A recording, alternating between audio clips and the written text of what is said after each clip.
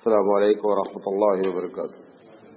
الحمد للہ رب العالمین والعاقبۃ للمتقین والصلاة والسلام علی رسولہ الکریم۔ اعوذ باللہ من الشیطان الرجیم، بسم اللہ الرحمن الرحیم۔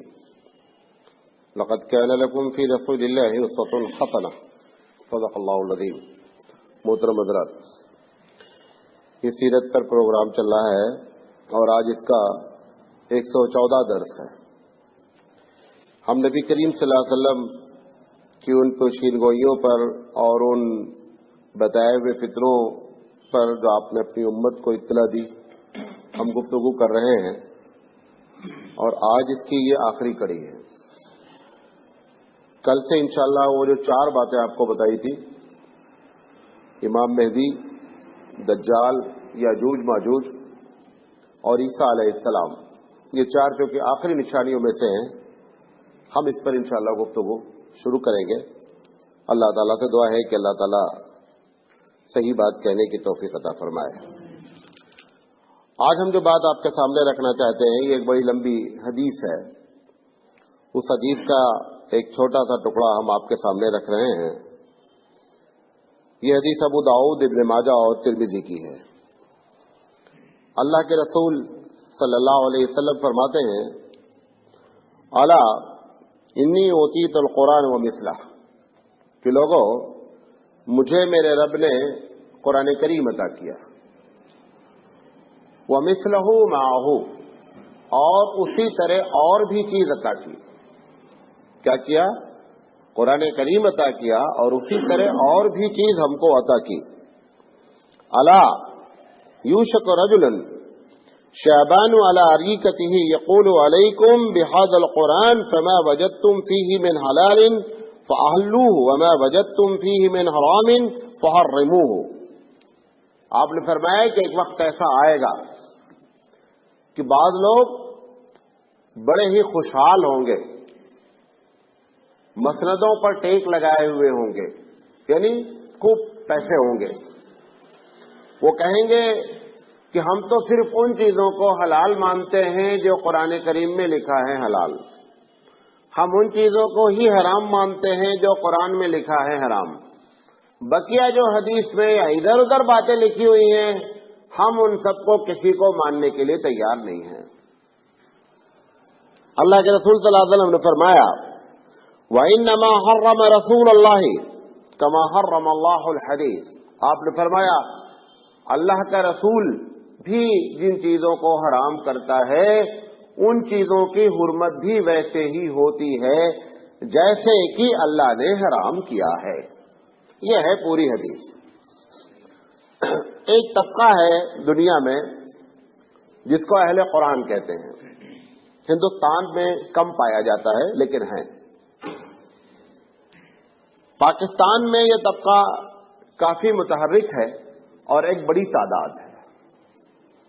یہاں پر بھی جو طبقہ یہ پایا جاتا ہے وہ کیرلا میں زیادہ پایا جاتا ہے۔ سب سے پہلے یہ بات سمجھ لیں ان کا عقیدہ کیا ہے۔ عقیدے کا اختلاف ہم سے ان سے زیادہ نہیں ہے، وہ صرف ایک بات کا اختلاف کرتے ہیں۔ وہ کہتے ہیں کہ جو کچھ قرآن میں لکھا ہے اس پر تو ہم عمل کریں گے، جو حدیث میں لکھا ہے ہم اس پر عمل نہیں کریں گے۔ اب سوال یہ ہے کہ یہ عقیدے کا اختلاف تو نہیں ہوا۔ کہتے ہیں ہم رسول کو رسول مانتے ہیں، آخری نبی بھی مانتے ہیں، سب سے زمین پر سب سے افضل ہیں اس کو بھی مانتے ہیں، لیکن ہم کو یہ شک ہے کہ یہ بات حضور نے کہی ہے یا نہیں کہی ہے، لہذا ہم اس کو نہیں مانتے۔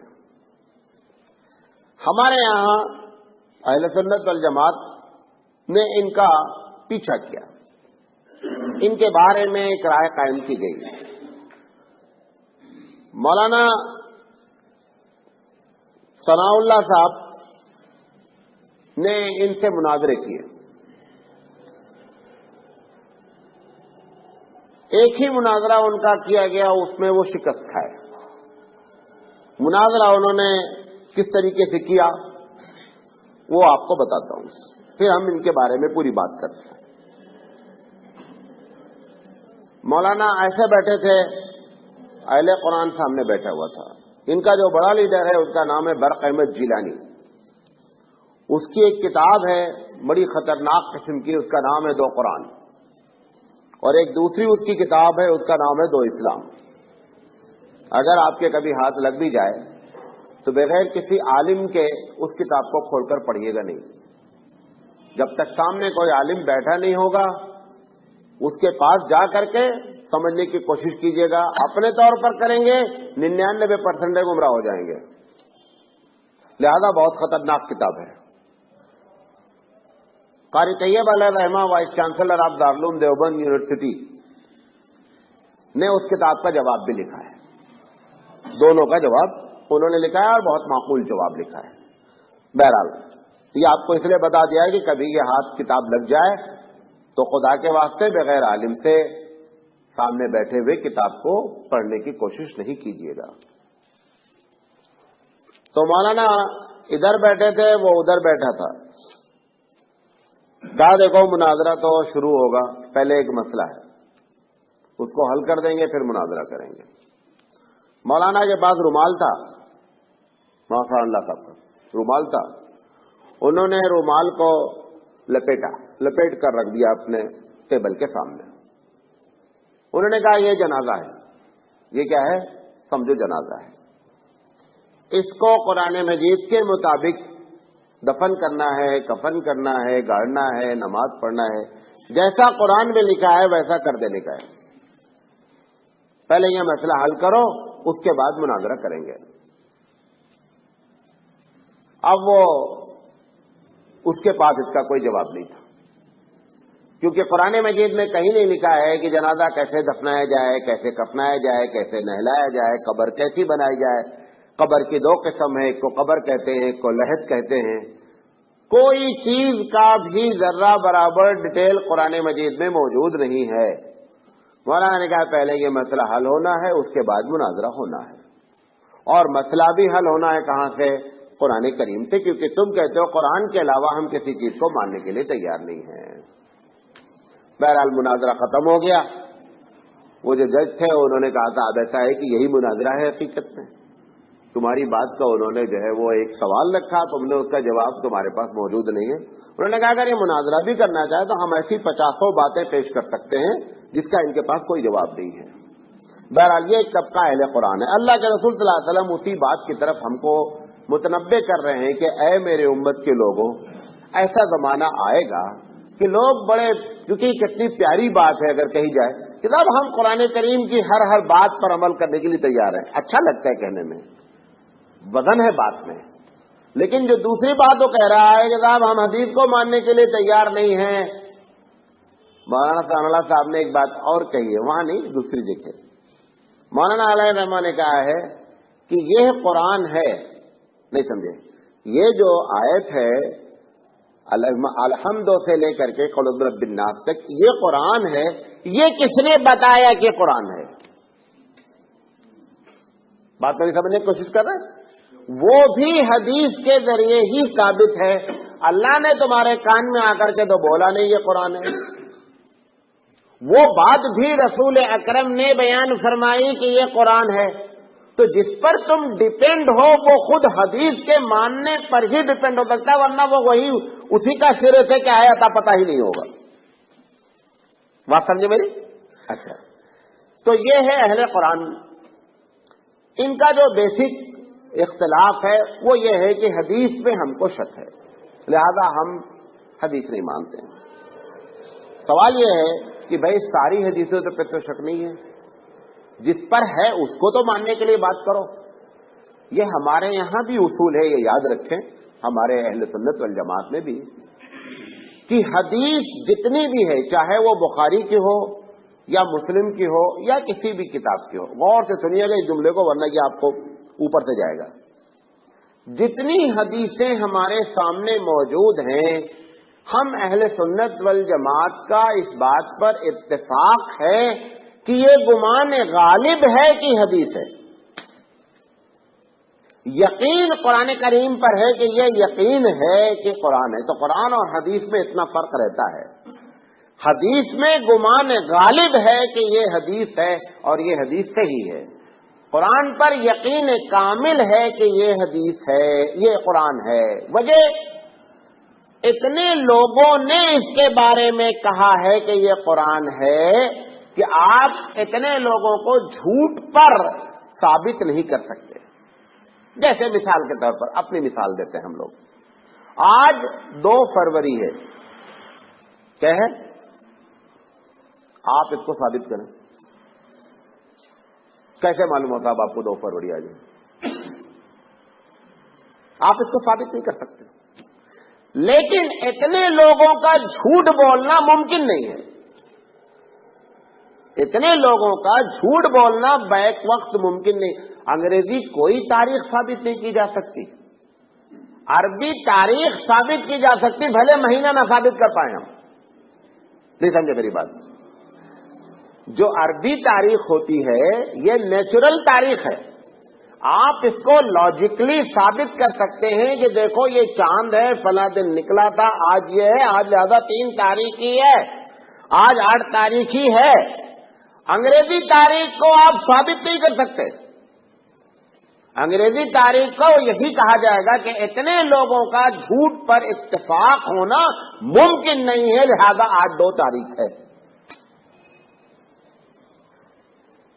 یہ جو بچے پیدا ہوتے ہیں 9 مہینے میں، آپ کو معلوم ہے یہ بچے انگریزی مہینے کے لحاظ سے نہیں پیدا ہوتے ہیں. انگریزی مہینے کو اگر 9 منتھ کو 4 مہینے کو 30 سے انٹو کرو اور 5 مہینوں کو 31 سے انٹو کرو، یا 4 کو ادھر کر دو 5 کو ادھر کر دو، وہ اتنے دن بچہ پیٹ میں نہیں رہتا ہے. اسی لیے جب ڈاکٹر لیڈی جو بتاتی ہے وہ پریگنینسی کا ٹائمنگ، تو اس میں بولتی ہے کہ 7 دن مائنس کرو. کیا کرو؟ 7 دن مائنس کرو. چونکہ وہ نظام الہی، کیونکہ ہمارا جو کیلنڈر ہے یہ پروردگار عالم کی جانب سے ہے. وہ بچہ بھی جو پیدا ہوتا ہے وہ عربی مہینے کے 9 مہینے کے لحاظ سے پیدا ہوتا ہے، لہذا جب وہ انگریزی کے لحاظ سے حساب لگاتی ہے تو اس میں 7 دن مائنس کرتی ہو. بات سمجھے میں جو کہنا چاہ رہا ہوں؟ اچھا، تو یہ ہے اہل قرآن. اب اگر یہ بات مان لی جائے ان کی کہ حدیث کے بغیر گاڑی چل سکتی ہے، تو جیسے میں نے جنازے کی بات کی، ایسے ہر مسئلے میں پرابلم ہے.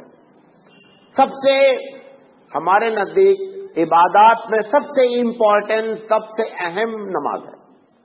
پورے قرآن کریم میں نہ عدد کا ذکر ہے کہ تعداد کتنی پڑھی جائے، اور نہ یہ ذکر ہے کہ کیسے پڑھا جائے. پورے قرآن میں کہیں نہیں لکھا ہے کہ نماز ایسے پڑھی جائے. اگر آپ اقیم الصلاح نماز پڑھو کا ترجمہ کریں گے تو اس کے بعد پڑھنا کیسے ہے یہ بتانا کس کو ہے؟ رسول اکرم صلی اللہ علیہ وسلم کو. لہذا یہ جو دعویٰ کیا جا رہا ہے کہ حدیث کے بغیر ہم زندگی گزار سکتے ہیں، حدیث کے بغیر ہم ایک لمحہ زندگی نہیں گزار سکتے. آپ کو اور ہم کو ماننا ہی پڑے گا. یہ تو میں نے آپ کو لاجک دی. اب آئیے قرآن کریم سے. قرآن کریم نے جہاں پر کہا ہے اطاعت، ایک جگہ تو کہا ہے یا ایھا الذین آمنوا اطیعوا اللہ، اے ایمان والو اللہ کی اطاعت کرو.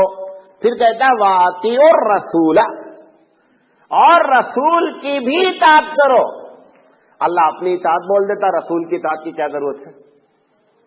لہذا رسول کی اطاعت کی وَمَن يُطِعِ اللَّهَ وَرَسُولَهُ فَقَدْ فَازَ فَوْزًا عَظِيمًا. یہ اس میں حکم دیا، پہلی آیت جو پڑھی اس میں حکم ہے. اس میں پروردگار عالم خبر دے رہا ہے کہ جس نے اللہ کی بات مانی اور اس کے رسول کی بات مانی، فقد فاز، تحقیق کی وہ کامیاب ہوا. وَمَن يَعْصِ اللَّهَ وَرَسُولَهُ، اور جس نے اللہ کی اور اس کے رسول کی نافرمانی کی وہ گمراہ ہوا. تو قرآن کریم سے بھی اس کی دلیل ہے اور لاجک بھی اس کی دلیل ہے. تیسری بات، حقیقت میں اللہ کی اطاعت ہی اطاعت ہے. رسول کی اطاعت حقیقت میں اس لیے ہم کہتے ہیں کہ رسول اپنی، یہاں پہ کیا کہنے لگا رسول جو حدیث کہ مجھے قرآن کریم عطا کیا گیا اور اسی کے مثل اور بھی، بات میں نوٹ کر رہے ہیں، اسی کے مثل اور بھی. مطلب کیا ہے کہ میں جو بول رہا ہوں وہ گائیڈڈ بائی اللہ ہے، اللہ کے بتانے کے بعد بولتا ہوں، لہذا جب تم میری بات ہی مانتے ہو تو اللہ ہی کی بات مانتے ہو۔ اسی لیے قرآن نے کہا وَمَن یُطِعِ الرَّسُولَ فَقَدْ أَطَاعَ اللَّهَ، کہ جس نے رسول کی بات مانی اس نے اللہ کی بات مانی۔ اب دوسرے انداز میں بات کر رہا ہوں آپ سے۔ جب ہم رسول کی بات مانتے ہیں تو کیونکہ رسول گائیڈڈ بائی گاڈ ہوتا ہے، اللہ کی جانب سے رہنمائی حاصل کرتا ہے، لہذا کہنے میں صرف یہ ہے کہ رسول کی بات مانے گی، حقیقت میں اس وقت بھی بات کس کی مانی جاتی ہے؟ پروردگار عالم ہی کی مانی جاتی ہے۔ اسی لیے کوئی بھی رسول یا کوئی بھی نبی شریعت بناتا نہیں ہے، جو شریعت اللہ نے بتائی ہے وہ ہم کو کیا کرتا ہے؟ بتا دیتا ہے۔ قرآن مجید نے کہا بلغ ما انزل الیک من ربک، اے محمد صلی اللہ علیہ وسلم جو میں نے تم کو پہنچایا ہے وہ پہنچا دو۔ اپنی جانب سے رسول کوئی بات کہتا نہیں۔ ایک دوسری جگہ قرآن مجید کہتا ہے وما ينطق عن الهوى ان هو الا وحی یوحی، کہ یہ نبی جب نطق کرتا ہے، جب وہ منہ کھولتا ہے، بات کرتا ہے شرعی معاملے میں، تو وہی بولتا ہے جو پروردگار عالم بلاتا ہے۔ اسی لیے اللہ کے رسول صلی اللہ علیہ وسلم سے ایک مرتبہ ایک صحابی نے کہا اللہ کے رسول کبھی آپ غصے میں ہوتے ہیں، کبھی آپ خوشی میں ہوتے ہیں، کیا ہم آپ کی سب بات کو نوٹ کر لیا کریں؟ آپ ایک انسان ہیں، غصے میں ہیں تو پتا چلا کہ آپ غصے والی باتیں کر رہے ہیں، کبھی خوش ہیں۔ آپ نے فرمایا یاد رکھنا میں غصے میں ہوں یا خوشی میں ہوں، بولتا وہی ہوں جو حق ہے، بولتا وہی ہوں جو حق ہے۔ شرعی امور میں یہ جملہ یاد رکھیے گا، شرعی امور میں نبی ناراض نظر آئے یا خوش نظر آئے کوئی فرق نہیں پڑتا ہے، جو وہ کہہ رہا ہے وہ پروردگار عالم کی جانب سے ہی کہتا ہے۔ لہذا یہ ہمارا اہل سنت والجماعت کا عقیدہ ہے کہ بغیر رسول کی بات مانے ہوئے گاڑی نہیں چل سکتی، نہ لاجیکلی چل سکتی ہے اور نہ نقلی لحاظ سے قرآن حدیث کے دلائل کے لحاظ سے چل سکتی ہے۔ اس لیے ہمارا یہ عقیدہ، سامنے والا جو عقیدہ پیش کر رہا ہے اس کی بنیاد جو کچھ بھی ہو، لیکن آپ زندگی گزار نہیں سکتے۔ نماز میں بھی ان کا معاملہ پھنستا ہے، نماز کے اوقات میں ان کا معاملہ پھنستا ہے، سب میں بھائی کوئی چیز ہے ہی نہیں۔ روزے میں کیا ہے؟ اللہ بولتا کہ روزہ رکھو، روزہ کیسے رکھنے کا؟ بھائی اسی سے تو پوری دنیا روزے میں کنفیوز ہوئی۔ بعض ہندوؤں نے کہا صاحب روزہ نام ہے نمک نہ کھانے کا، بعض نے کہا روزہ نام ہے اناج نہ کھانے کا، بعض نے کہا روزہ نام ہے پانی نہ پینے کا۔ ہر آدمی نے روزے کو ڈیفائن کیا اور اپنی بدھی سے ڈیفائن کرتے چلے گئے۔ کرسچینٹی نے ڈیفائن کیا، انہوں نے کہا روزہ نام ہے سیکریفائس کا، قربانی دینے کا۔ جو چیز ان کے ہاں جو لینڈ پیریڈ کہلاتا ہے 40 ڈیز کا، لینڈ پیریڈ اسے کہتے ہیں، یہی فروری سے شروع ہوتا ہے، 40 دن تک وہ روزہ رکھتے ہیں۔ وہ کہتے ہیں جو چیز آپ کو محبوب ہے اس کو چھوڑ دیں، اسی کا نام روزہ ہے۔ مطلب ایک آدمی مٹن کے بغیر کھانا نہیں کھاتا تو وہ 40 دن کیا کرے گا؟ مٹن نہیں کھائے گا۔ ایک آدمی چکن کے بغیر نہیں کھا رہا تھا تو 40 دن چکن نہیں کھائے گا، بچہ ساری چیزیں کھائے گا۔ یہ سارے لوگوں نے روزے کو ڈیفائن کیا اور ڈیفائن کر کے اپنی حقیقت کیا ہے؟ نہ نمک کا چکر ہے نہ اس کا چکر ہے۔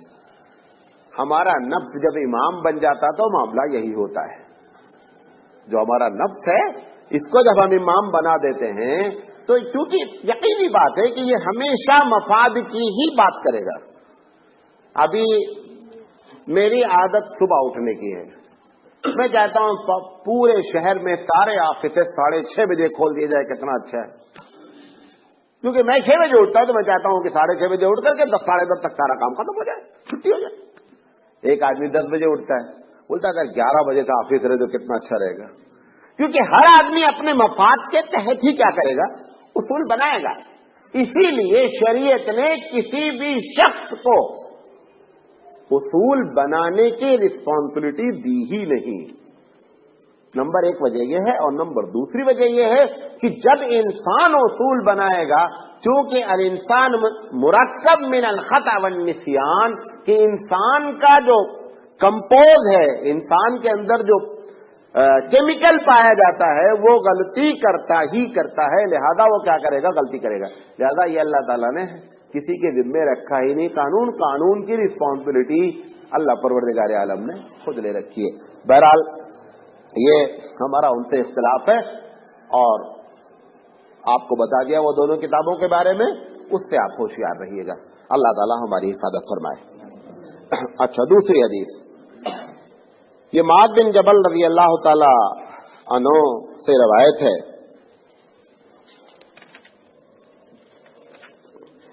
کہتے ہیں نبی کریم صلی اللہ علیہ وسلم نے فرمایا،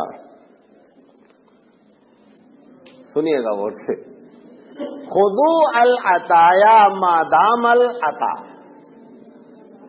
گفٹ اس وقت تک لینا جب تک کہ گفٹ رہے۔ آپ نے فرمایا کہ ایسا زمانہ آئے گا کہ گفٹ، رشوت کا نام کیا دیا جائے گا؟ دوسری حدیث میں آتا ہے گفٹ دیا جائے گا۔ رشوت ہوگی، نام کیا دیا جائے گا؟ گفٹ دیا جائے گا۔ آپ نے فرمایا کہ گفٹ اس وقت تک ہی لینا جب تک کہ وہ گفٹ رہے۔ فَإِذَا صَارَ رِشْوَةً عَلَى الدِّينِ، جب گفٹ رشوت بن جائے، جب ہدیہ رشوت بن جائے، فَلَا تَأْخُذُوهُ، اپنی امت سے کو ہدایت کر رہے ہیں کہ پھر اس گفٹ کو نہیں لینا۔ حالانکہ آپ فرما رہے ہیں کہ حالات اتنے خراب ہوں گے، وَلَسْتُمْ بِتَارِكِهِ، اتنا ہمارے سمجھانے کے باوجود بھی تم چھوڑو گے نہیں۔ کیا کہہ رہے اللہ کے رسول؟ میں تم سے کہہ رہا ہوں کہ ایک وقت ایسا آئے گا کہ ہدیہ رشوت بن جائے گا، ایسے موقع پر گفٹ نہیں لینا جب رشوت بن چکا ہو۔ پھر اللہ کے رسول کہہ رہے ہیں میں کہہ تو رہا ہوں لیکن تم کرو گے ضرور۔ کیا کرو گے؟ کرو گے ضرور۔ وَلَسْتُمْ بِتَارِكِهِ يَمْنَعُكُمُ الْفَقْرُ وَالْحَاجَةُ، علت بیان کر رہے ہیں کہ ضروریات تمہاری اتنی ہو جائیں گی کہ تم اپنے آپ کو محسوس کرو گے کہ میں بہت فقر و فاقہ میں ہوں، بغیر اس کے لیے گاڑی چلے گی نہیں۔ ایک دم یہی سچویشن اس وقت ہے۔ جتنے لوگ رشوت لے رہے ہیں اس کا معاملہ یہی ہے۔ ہر آدمی رشوت لینے والا اس لیے رشوت لے رہا ہے کہ اپنے اسٹیٹس کو اس کو کیا کرنا ہے؟ بلند کرنا ہے۔ مفتی شفیع ابھی ہم رشوت کی تعریف کرتے ہیں، اس پر ہم پوری بات کریں گے۔ ایک مرتبہ ہم نے جمعہ میں بات کیا تھا، آپ کو یاد ہے؟ مرکز میں تھوڑی سی ہم آج بات کرتے ہیں۔ پہلے ہدیہ کیسے کہتے ہیں یہ تعریف کر لیں، پھر رشوت کسے کہتے ہیں یہ تعریف کر لیں، پھر آج رشوت کس کس انداز میں آ رہی ہے گفٹ کے نام پر ہم نے ایک ایک مثال لینے کی کوشش کی ہے، تاکہ اور جو جہاں پر پھنسا ہے وہاں پر اس کو کاٹنے کی کوشش کریں۔ غور کریں کہ یہ جو بات مولانا ہم سے کہہ رہے ہیں یہ ہم کہاں اس میں کیا ہیں؟ انوالو ہیں، لہذا اس سے بچنے کی کوشش کریں۔ دیکھیں، ہدیہ کہتے ہیں کسی کو اپنی خوشی سے دینا اس امید پر کہ اس سے ہمیں کچھ ملنا نہیں ہے، اس کا نام ہدیہ ہے۔ کسی کو خوشی سے، حالانکہ ہدیہ دینے کی بڑی فضیلت آئی ہے، اس میں کوئی دو رائے نہیں ہے۔ ہدیہ دینے والے کی نیت میں اس وقت یہ نہیں ہو کہ ہم سے اس کو کچھ کیا ہو ریٹرن ہونا ہے۔ اگر ریٹرن کی نیت کر لیا تو یہ ہدیہ نہیں ہے، کم سے کم اس کے نگاہ میں تو رشوت ہو گیا، بھلا لینے والے کے نگاہ میں ہو یا نہیں پھر کچھ نہیں معلوم تم کس نیت سے دے رہے ہو، لیکن دینے والے کے لیے کیا ہو گیا؟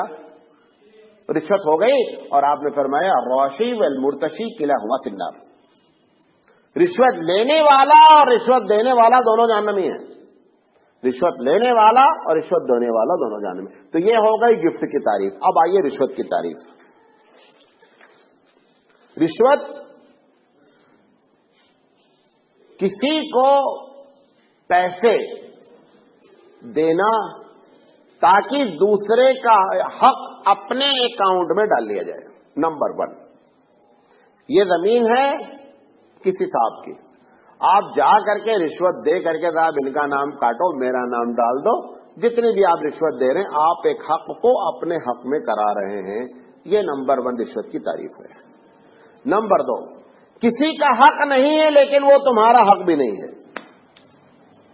کسی کا حق نہیں ہے لیکن وہ تمہارا حق بھی نہیں ہے، لہذا آپ پیسہ دے کر کے کہ یہ زمین کیا کر دو، یہ پلاٹ کیا کر دو، یہ چیز کیا کر دو، ہمارے نام کر دو، لہذا یہ بھی رشوت ہے.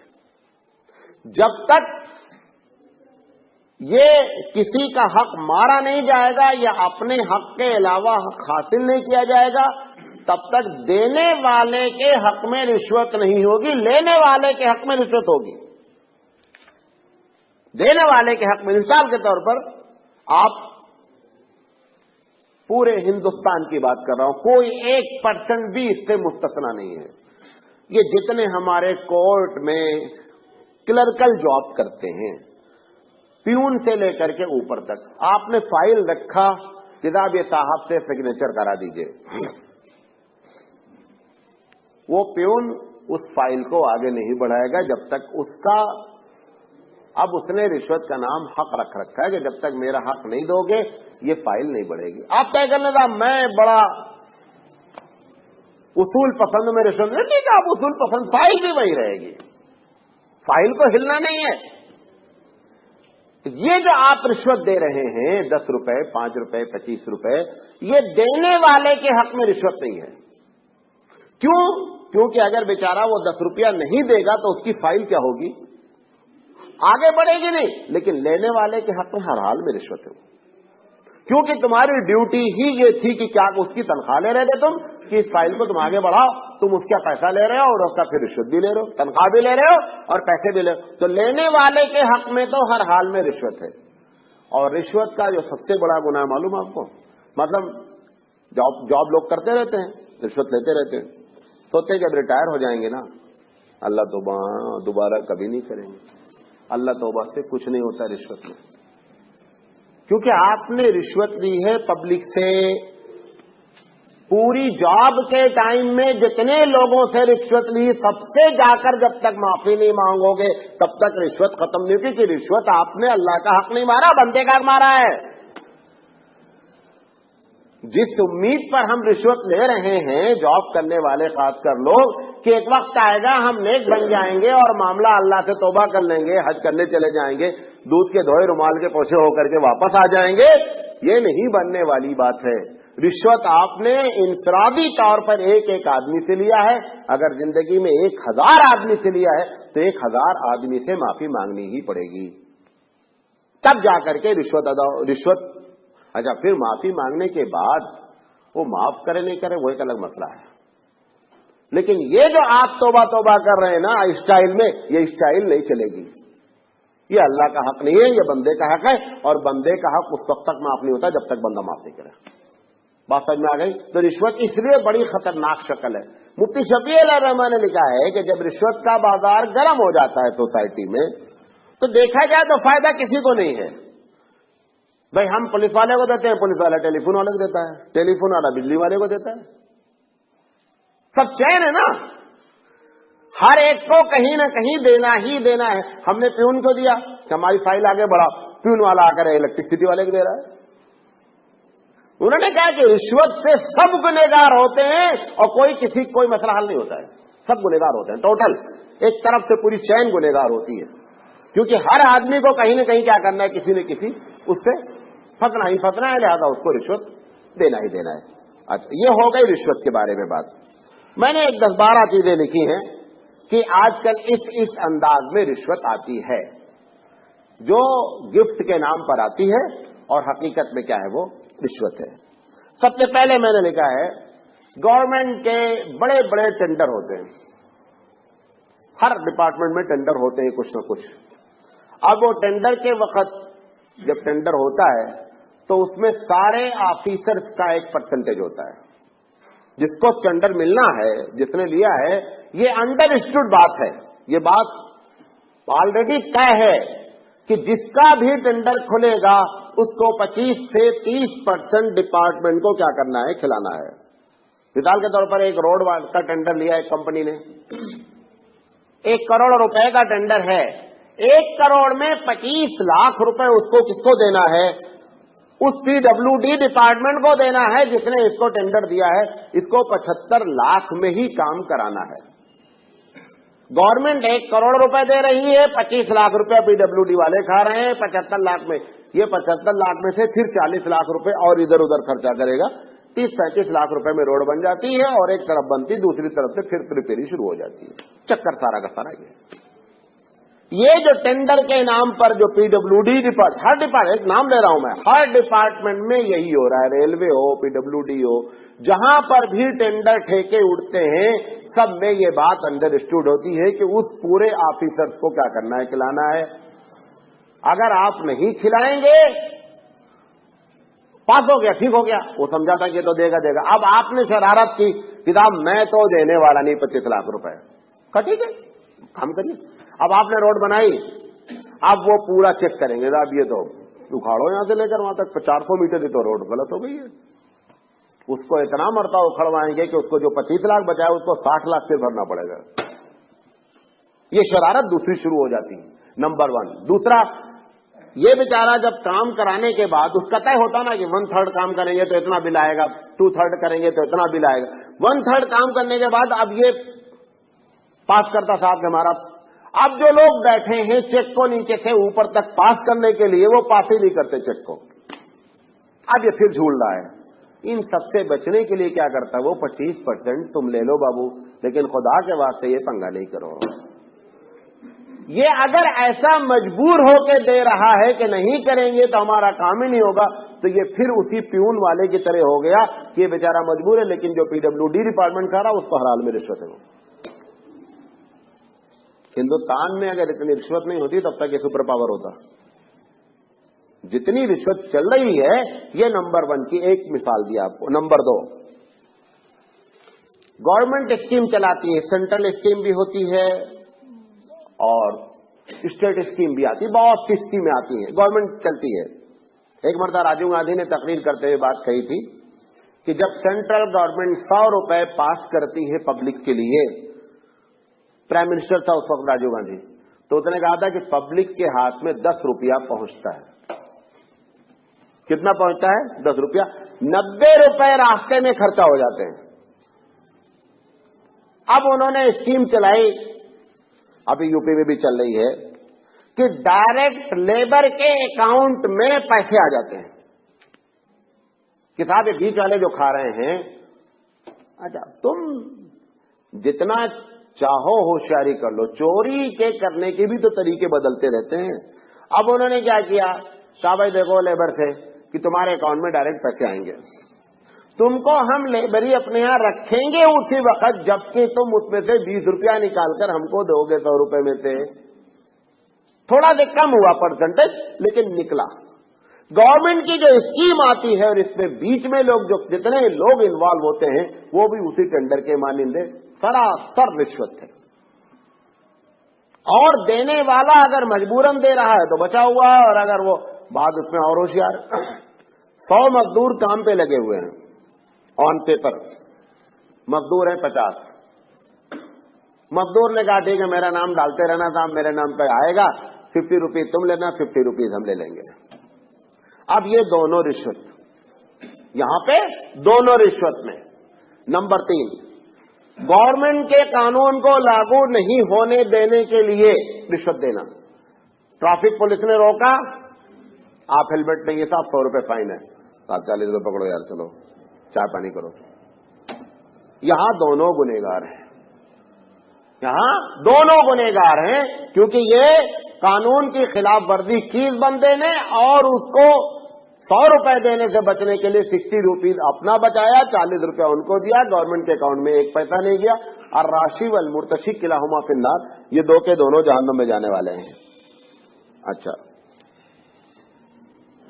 काम करने के लिए फीसद फिक्स करना, गवर्नमेंट डिपार्टमेंट कहता है कि मैं तुम्हारा ये काम करा दूंगा, हालांकि वो उसका हक है कि काम कराया जाए। वो गवर्नमेंट डिपार्टमेंट वाला कह रहा है मैं तुम्हारा काम कराऊंगा, लेकिन साहब मैं क्या करूंगा, इतने % लूंगा आपसे, یہ جو اگر مجبوراً دے رہا ہے تو ٹھیک ہے، ورنہ لینے والے کے حق میں ہر حال میں کیا ہے؟ رشوت ہے ہی ہے۔ اچھا، عدالت میں جج کو گفٹ دینا، عدالت میں جس عدالت میں تمہارا مقدمہ چل رہا ہے، یہ لینے والا بھی گنہگار، دینے والا بھی گنہگار، ہر حال میں گنہگار ہے۔ آفیسرز کو رشوت دینا اس بنیاد پر نہیں، کوئی آفیسر آپ کے علاقے میں آیا، آپ سوچے ہو سکتا ہے اس سے کام پڑ جائے، آپ اس کو ویسے ہی گفٹ دے رہے ہیں، ہولی دیوالی لے جا کر